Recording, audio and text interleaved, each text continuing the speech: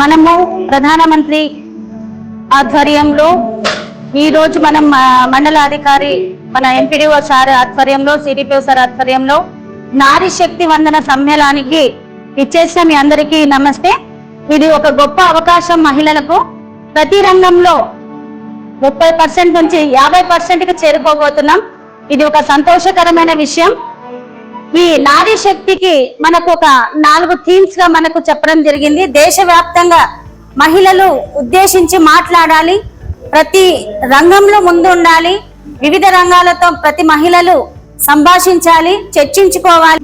తర్వాత మన పంచాయతీ ఎన్నికలలో కానీ పార్లమెంట్లో కానీ మహిళలు భాగస్వామ్యాన్ని పంచుకోమని కూడా ఈ నారీ శక్తి వందన సమ్మేళనంలో మనకు ప్రైమ్ మినిస్టర్ గారు ఒక మహా అవకాశం ఇచ్చినామని సంతోషిస్తున్నాం.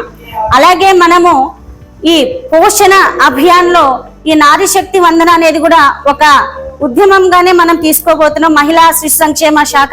అలాగే మనము ఈ 8వ పోషణ పక్వాడ వారోత్సవాలు కూడా మన వెల్దుర్తి మండలంలో 9 నుంచి 23వ తేదీ వరకు మనకు మహిళలకు, పిల్లలకు మరియు గ్రామ స్థాయిలో ఉన్నటువంటి ప్రతి ప్రజలకు ఈ పోషక వారోత్సవం అనేది చాలా ప్రాధాన్యతతో కూడినది. రాబోయే కాలంలో ఇప్పుడు పిల్లలు ఎందుకు ఒబేసిటీగా మారిపోతున్నారు, షుగర్ వ్యాధులు, తర్వాత బీపీలు ఎందుకు పెరుగుతున్నాయి, పిల్లలకు ఎమోషనల్ కంట్రోల్ ఎందుకు కావటం లేదనే దానికోసం ఈ 15 రోజులు పోషణ పక్వాడ మీద ప్రతి గ్రామంలో గ్రామ పంచాయతీ లెవెల్లో ఆరోగ్య శాఖ వివిధ శాఖలతో కోఆర్డినేషన్ తో ఈ ప్రోగ్రామ్ ని కూడా మనము లాంచ్ చేసుకోవడం జరిగినది.